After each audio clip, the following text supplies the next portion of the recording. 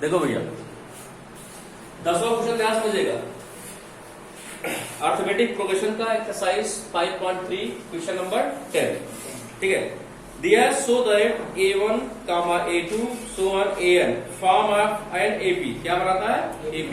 ठीक है, Where AN is defined below. AN की वैल्यू क्या दिया है? 10वां। पहला 10वां फर्स्ट देखो AN, इसका मतलब उसका ये ना टर्म जो दिया है A ऑफ N बराबर क्या दिया है? 3 + 4n। 3 प्लस क्या दिया है? 4n। ठीक है, इसके बाद नीचे भी लिखा देखो, also find the sum of first 15 term in each of the case. प्रत्येक केस में 15 टर्म का क्या निकालना है? सम भी निकालना है। Any problem? ठीक है, अब देखिए भैया, तो सबसे पहले जो ये टर्म दिया है, ये जो A ऑफ N बराबर क्या दिया आपका? 3 + 4n दिया है। इसको पहले हम A1 निकालते हैं, A2 निकालते हैं, A3 निकालते हैं, फिर देखते हैं क्या ये AP में है कि नहीं है। किसी भी चीज का अगर ये टर्म दिया है तो उसका A1, A2, A3 निकालना बहुत आसान है। कैसे भाई? A1 निकाला, n इक्वल टू क्या पुट कर दो? पुट n इक्वल टू क्या पुट कर दो? 1। जहां पे n है वही 1 equal to n equal to 1 put कर दो। A आप क्या लगा आपका? 1। A ऑफ 1 की वैल्यू कितनी होगा? 3 + 4 इंटू क्या लगा? 1। सॉल्व करेंगे तो A ऑफ 1 की वैल्यू कितना आ जाएगी? 7। एक इसकी वैल्यू आ गई A ऑफ 1। ऐसे क्या पुट कर दो? n बराबर क्या पुट करो? 2। n बराबर 2 पुट कर A ऑफ 2 बराबर आ जाएगा 3 + 4 इंटू 2, तो आ जाएगा A ऑफ 2 की वैल्यू 4 2 8 कितना आ जाएगा? 11। फिर ऐसे A ऑफ 3 कर दो। A ऑफ 3 पुट करोगे तो आ जाएगा कितना? 4 3 12 3 15। ठीक है, 15।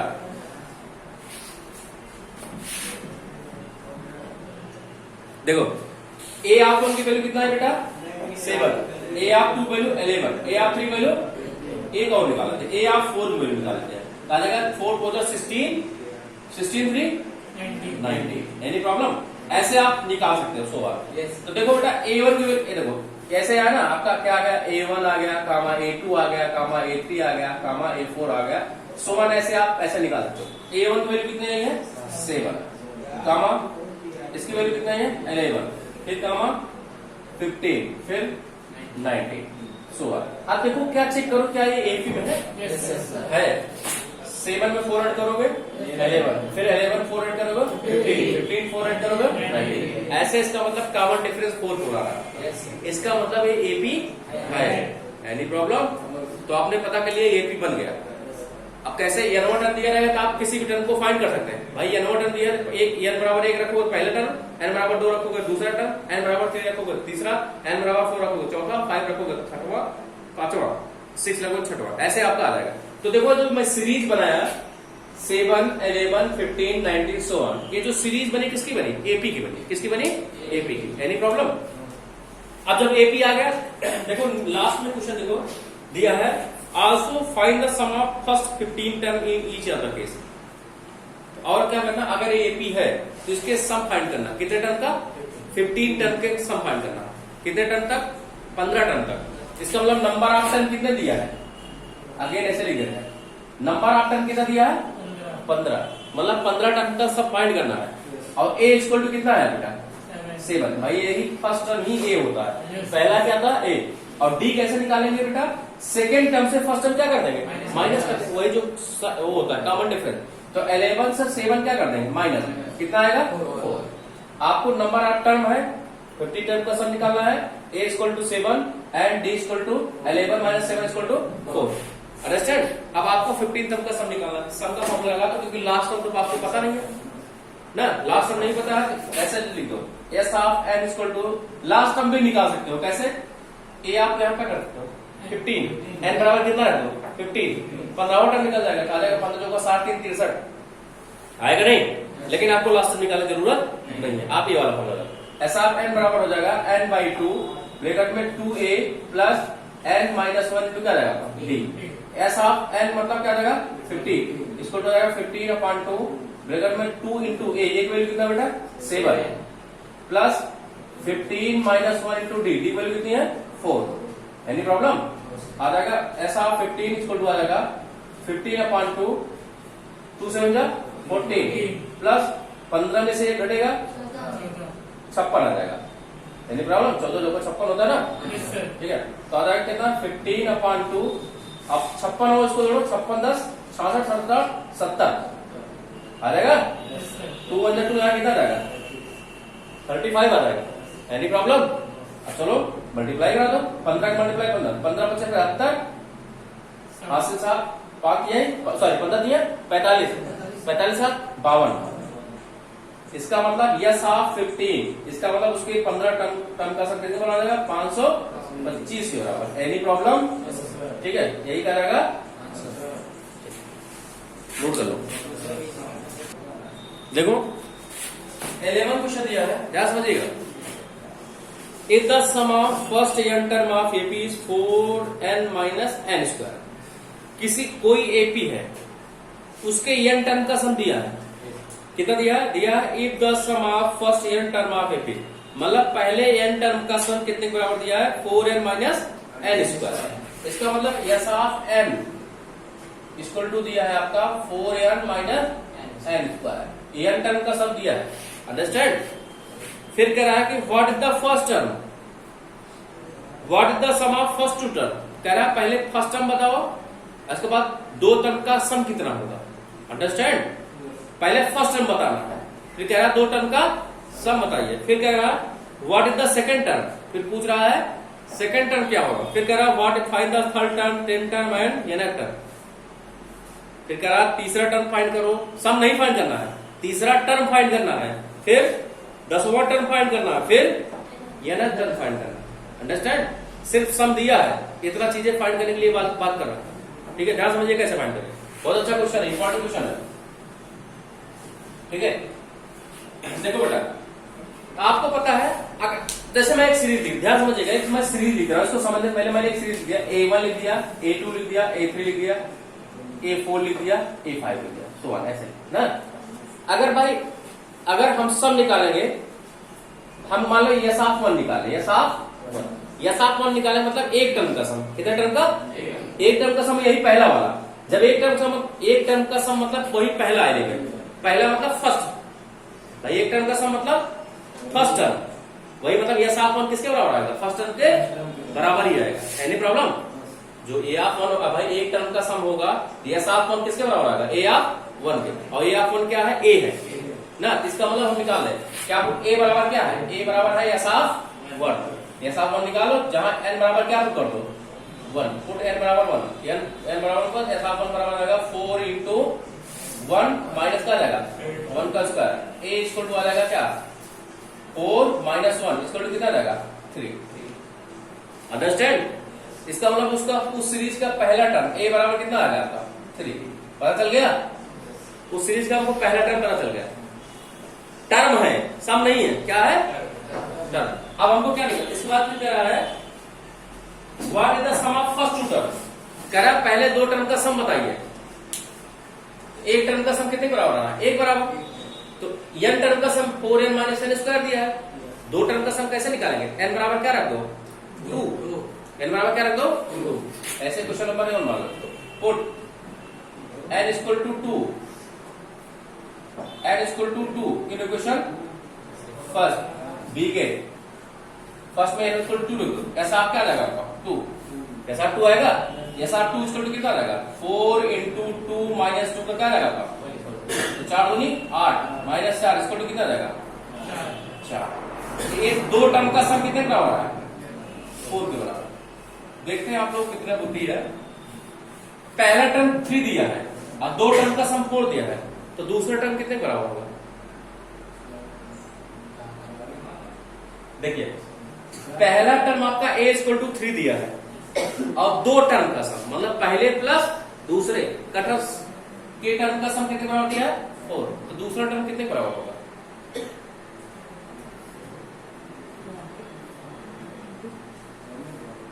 अबे बेवकूफों, ये दो टर्म a1 प्लस a2 दोनों का सम कितने बराबर दिया है, ये जैसा आप 2 है, मतलब पहले और दूसरे टर्म 4, तो a ऑफ 1 की वैल्यू कितना है आपको 3 प्लस a2 इक्वल टू क्या दिया 4, तो a2 इक्वल टू कितना जाएगा, दूसरा टर्म कितने बराबर होगा, यही ना अंडरस्टैंड, ये समझ गए नहीं।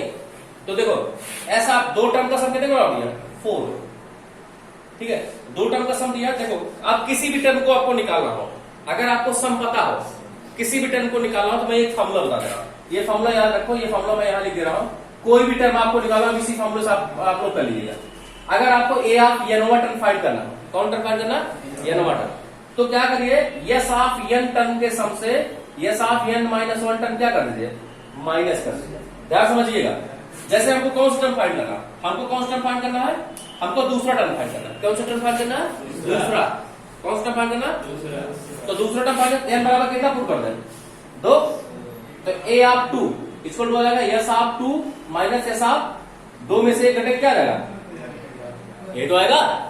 इसका कहने का मतलब है, देखो दो टर्म के सम से एक पहले वाला सम क्या कर दे भाई, दो टर्म का सम है उसमें से एक पहला वाला टर्म क्या कर दे, और दो टर्म का सम कितने बराबर है, 4। और पहले वाला टर्म कितने बराबर आया है, अरे भाई यस ऑफ 1 कितना आया, 3 आया ना। तो ए ऑफ 2 वैल्यू कितने बराबर आ जाएगी, 4 में 3 घटक कितना जाएगा, इसका मतलब दूसरा टर्म कितने बराबर होगा, 1। कैसे देखो, पहला टर्म 3 है, दूसरा टर्म कितना है, 1 है। भाई 3 1 जोड़ेंगे तभी 4 आएगा। दो टर्म का सम कितने बराबर करा था, 4 के बराबर। तो देखो पहला टर्म 3 आया तो दूसरा टर्म कितना आ गया, 1। अब कोई भी टर्म फाइंड करना, देखो मैं फार्मूला लिख दिया, ये फार्मूला आपको याद होना चाहिए। अगर आपको a of n over term find करना हो तो एन टर्म के सम से उसके पहले उतने एक पहले वाले टर्म का सम क्या कर दीजिए, माइनस। अब देखो इसके बाद क्या कर रहा है, उधर ही आ रहा है ना, देखो इसके बाद क्या रहा है, find the third term and the tenth term. कौन टर्म फाइंड करना है, थर्ड टर्म। तो आपके पास फार्मूला है, देखो तीसरा टर्म फाइंड करना, तो आपके पास फार्मूला ए ऑफ एन बराबर क्या है, जब सम पता हो आपको, जब सम पता हो टर्म की बात कर रहा हूं, तो ए ऑफ एन का फार्मूला भी मैं बताया, एस ऑफ एन क्या होगा, एस ऑफ एन टर्म से S of n minus one term क्या कर दो, माइनस कर दो। तीसरा टर्म फाइंड करना, कौन सा टर्म फाइंड करना, तीसरा। इसका मतलब एन बराबर क्या रख दो, 3। ए ऑफ 3 इक्वल टू आ जाएगा यस 3 टर्म के सम से में से 3 में से घटक क्या रहेगा, 3 टर्म के सम से में से 2 टर्म का सम क्या कर दो, माइनस कर दो। कौन सा टर्म आएगा, तीसरा। तो 3 टर्म का सम निकाल लो, 3 टर्म का सम यहां निकाल लो, यस ऑफ 3 निकाल लो, यस ऑफ 3 निकालो कितना है भैया, एन बराबर यहां 3 रख दो, क्वेश्चन नंबर किसमें, फर्स्ट में। तो यस ऑफ 3 की वैल्यू कितने बराबर आएगी भाई, 4 दिया 12 और यहाँ 3 दिया 9, 12 में 9 घटक कितना रहेगा, 3 आएगा। कितना आएगा, 3। इसका मतलब 3 टर्म का सम कितने बराबर है, 3 बराबर है, माइनस 2 टर्म का सम कितने बराबर है, 4 के बराबर है। इसका मतलब तीसरा टर्म कितने बराबर रहा होगा, तीसरा टर्म आ गया। अभी कौन सा टर्म निकालना आपको, 10वां टर्म निकालना। क्या निकालना है, 10वां टर्म। तो 10वां टर्म निकाला, एन बराबर क्या पुट करो, 10। यही ए ऑफ 10 बराबर क्या रहेगा, यस ऑफ 10 टर्म के सम में से 9 टर्म का सम क्या कर दो, माइनस कर दो। अरे भाई 10 टर्म के सम में से 9 टर्म का माइनस हो जाएगा तो एक ही टर्म तो बचेगा, वही कौन सा टर्म होगा, 10वां टर्म। तो ए ऑफ 10 बराबर हो जाएगा S of 10 minus S of 9। तो एस ऑफ 10 की वैल्यू कितना होगी, एस ऑफ 10 की वैल्यू निकाल लो, 10 होगा 40 और 9 100 कितना आएगा, माइनस 60 आएगा। कितना आएगा, माइनस 60 माइनस, फिर 9 चौका 36, 9 9 81, 81 में 36 घटे कितना आ जाएगा,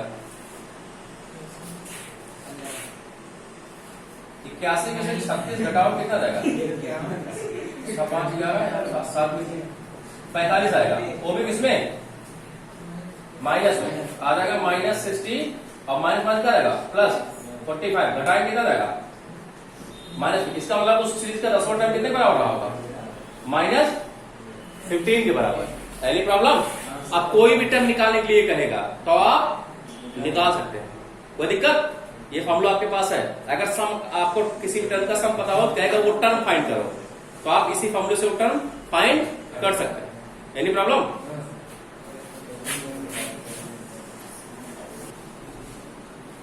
देखो 12 दिया है, find the sum of first 40 positive integer divisible by 6।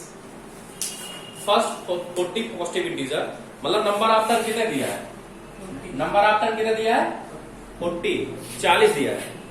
कह रहा है कि find the sum of first 40 positive integer divisible by 6। और किससे डिवाइड हो, 6 से। पहले लिख लेते हैं, positive integer first positive integer divisible by किससे 6। पहला कौन सा होगा, पहला पॉजिटिव इंटीजर कौन सा होगा, पहला तो 6 ही होगा। फिर दूसरा कौन होगा, 6 दूनी 12, 6 त्रिक 18, 7 24, 7 बन रहा है। तो 2 कितने टर्म तक, 40 टर्म तक, कितने टर्म तक 40। लिख दिए 40 इंटीजर, 4 भागे लिख दो, 2 1 देगा तो 40। कोई दिक्कत, अरे भाई पहला 6, दूसरा क्या हो जाएगा 12, तीसरा 18, फिर 24, सोमवार कितने इंटीजर तक 40 टर्म तक। सम फाइंड करना, तो नंबर ऑफ टर्म आपको पता ही है, नंबर ऑफ टर्म कितने हैं आपका 40। a इक्वल टू कितना है 6, d equal to 12 minus 6 equal to कितना जाएगा 6। एनी प्रॉब्लम, ऐसा 40 फाइंड कर लोगे, ऐसा 40 बराबर 40/2 ब्रैकेट में 2 इंटू ए वैल्यू कितनी है 6 plus n value 40 minus 1 into D value कितनी है 6। आ जाएगा कितना, इसको काटोगे 20 आ जाएगा, तो 20 12 ब्रैकेट में आ जाएगा ऐसा 40 वैल्यू आ जाएगा 12 प्लस 39 आ जाएगा, 39 में 6 मल्टीप्लाई करो, 6 9 54, 6 3 18, 18 5 23, इतना आ जाएगा। ठीक है, आ जाएगा 20 इंटू 12 ऐड करो, 4 2 6, 3 1 4, 246 आ जाएगा। मल्टीप्लाई करा दो, ऐसा 40 सब कितने बराबर आएगा, मल्टीप्लाई करा, एक जीरो बना दो, 2 मल्टीप्लाई करा दो, 2 छम 12, 2 चौक 8 9, 2 दूनी 4, देखो चेक करो इतना आ रहा 4920।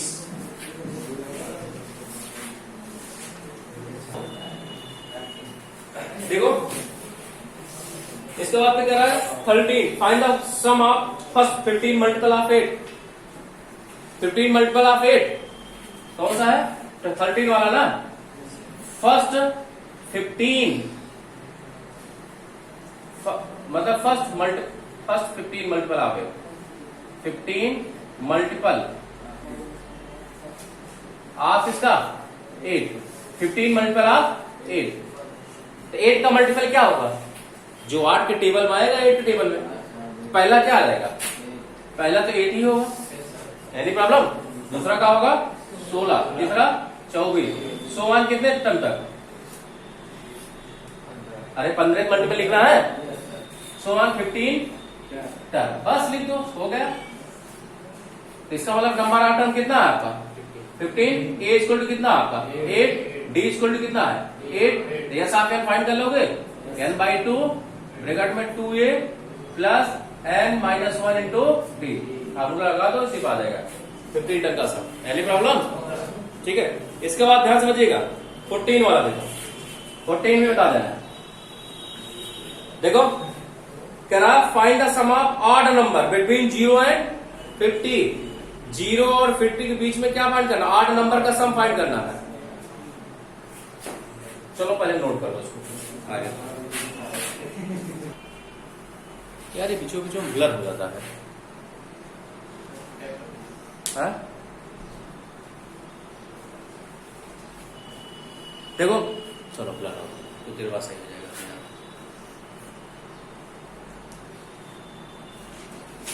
देखो भैया ये दिया है find the sum of odd number between 0 and 50। ध्यान समझिएगा, कह रहा find the sum of odd number between 0 and 50। ध्यान समझिएगा, कह रहा 0 एंड 50 के बीच में जितने भी ऑड नंबर आते हो सभी क्या फाइंड करो, सम फाइंड करो। तो पहले तो हम ये पता कर ले कितने ऑड नंबर आते हैं, नंबर ऑफ टर्म पता रहे तभी तो हम निकाल पाएंगे। देखो पहले लिखेंगे ऑड नंबर बिटवीन 0 एंड 50। पहला कौन सा ऑड नंबर होगा 1, दूसरा आपका 3, फिर 5, फिर 7, so on, दो का अंतर रहेगा। फिर सबसे लास्ट में पता कौन रहेगा, 50 तो रहेगा नहीं, क्या रहेगा 49 और नंबर है ना, तो बस हो गया। तो लेकिन अभी आपको ये पता नहीं कितने नंबर है भाई, ये पहले पे, दूसरे पे, तीसरे पे, चौथे पे, कौन से स्थान पे हमको पता नहीं, लेकिन लास्ट प्लेस पे है, इतना पता है। तो हम पता कर ले ये किस प्लेस पे है, यानी ये किस प्लेस पे है। ठीक है, ये आपका ये जो 49 है भाई, देखो ऑड नंबर बिटवीन 0 एंड 50 बीच निकालना था, तो हमने लिख दिया पहला ऑड नंबर 1, फिर 3, 5, 7, so on। अब 50 की जस्ट पहले ऑड नंबर क्या है, 49 है। तो देखो भैया, यस ऑफ एन का फॉर्मूला होता है, अगर लास्ट टर्म आपको पता है, एस ऑफ एन बराबर होता है n/2 ब्रैकेट में a प्लस एल, या a plus a of n, L को ही a ऑफ n बोलते हैं, अंडरस्टैंड। तो हम, लेकिन नंबर ऑफ टर्म रहना जरूरी है, तभी आप निकाल पाएंगे, अदरवाइज नहीं निकाल। अब देखो ये आपका जो 49 है, अगर हम पता कर ले किस प्लेस पे है, सबसे लास्ट में ये है ना, पहले प्लेस मतलब 18वें प्लेस आ रहा है, 20वें प्लेस पे आ रहा है, इसका मतलब नंबर ऑफ टर्म उतने ही इसमें होंगे। जैसे फाइंड नहीं कर देते हम, तो मान लेते हैं कि जो ए ऑफ ये जो आपका है किस प्लेस में है, ए ऑफ एनवें प्लेस में है, कोई दिक्कत। तो इसका मतलब नंबर ऑफ टर्म हमको पता नहीं किस नंबर पे है, तो हम पता कर ले किस नंबर पे है। तो मान लेते हैं किस नंबर पे है, ए ऑफ एनवें पे है, और ए इक्वल टू कितना दिया आपका 1, ए इक्वल टू कितना है आपका, अरे भाई फर्स्ट टर्म ही होना, और डी इक्वल टू कितना है आपका, सेकंड टर्म से फर्स्ट टर्म माइनस कर दो, क्या रहेगा 2। पहले ए ऑफ एन का फॉर्मूला लगाओ, पहले सम नहीं निकालना है, पहले क्या निकाला, नंबर ऑफ टर्म निकाला, अंडरस्टैंड। ए ऑफ एन बराबर क्या होता है, A plus n minus 1 into क्या होता है D. A of n term कितने का हो गया, 49 इक्वल टू ए वैल्यू कितना दिया 1 प्लस नंबर ऑफ टर्म नहीं पता है, एक गलती मत करना, ए ऑफ एन जगह 49 मतलब एन जगह 49 लगा, वो ए ऑफ एन टर्म है, नंबर ऑफ टर्म नहीं है। तो नंबर ऑफ टर्म आपको पता करना है, n minus 1 into D, D value कितनी है 2, ठीक है। तो 1 इधर प्लस 1 इधर आ गया, तो आ जाएगा 49 माइनस 1 इक्वल टू आ जाएगा एन माइनस 1 इंटू क्या जाएगा 2, आ जाएगा 48 इक्वल टू आ जाएगा एन माइनस 1 इंटू क्या जाएगा 2 मल्टीप्लाई में इधर आ गया तो डिवाइड में, एन माइनस 1 इक्वल टू आ जाएगा 48 अपॉन 2, 2 2 जा 4, 2 4 जा 8, इधर होगा बेटा। तो आ जाएगा एन माइनस 1 इक्वल टू आ जाएगा 24, एन बराबर क्या जाएगा 24, और 1 इधर प्लस में हो जाएगा, तो सॉरी माइनस हो जाएगा तो प्लस में आ जाएगा कितना। इसका मतलब क्या हुआ, एन बराबर 25 आ गया, इसका मतलब 0 एंड 50 के बीच में कुल 25 नंबर ऐसे होंगे जो क्या होंगे आपके ऑड नंबर, मतलब 25 ऑड नंबर होंगे, 25 क्या होगा इवन नंबर। एनी प्रॉब्लम, पता चल गया 25 ऑड नंबर है, समझ में। इसका मतलब जो 49 होगा किस प्लेस पे आया होगा, 25वें प्लेस पे आया होगा। पहले प्लेस पे जैसे 1 आया, दूसरे प्लेस पे 2 आया, तीसरे प्लेस पे 5 आया, चौथे प्लेस 7 आया, ऐसे 25वें प्लेस कौन आया होगा 49 आया। एनी प्रॉब्लम, अब सब निकाल सकते हो आप, फॉर्मूला लगा दो, एस ऑफ एन बराबर n/2 ब्रैकेट में क्या होता है आपका a प्लस एल, ये फॉर्मूला लगा सकते हो आप। यही ए ऑफ एन ही क्या है आपका एल, लास्ट टर्म यही है ना, ये फॉर्मूला लगा सकते हो, चाहे आप वो लगाइए चाहे हम यही वाला लगा, क्योंकि हमको लास्ट टर्म पता है। तो एस ऑफ एन मतलब क्या हो जाएगा, कितना टर्म 25 टर्म, इसको हो जाएगा 25 अपॉन 2, एक वैल्यू कितना बेटा 1 प्लस इसकी वैल्यू कितनी है 49 आ जाएगा 25 अपॉन 2 इंटू दोनों जोड़ेंगे क्या जाएगा आपका 50, 25 आएगा। तो यस आप 25 25 गुणे 25 करेंगे 600 क्या जाएगा 25। एनी प्रॉब्लम, यही क्या जाएगा आपका, एनी प्रॉब्लम, ठीक है।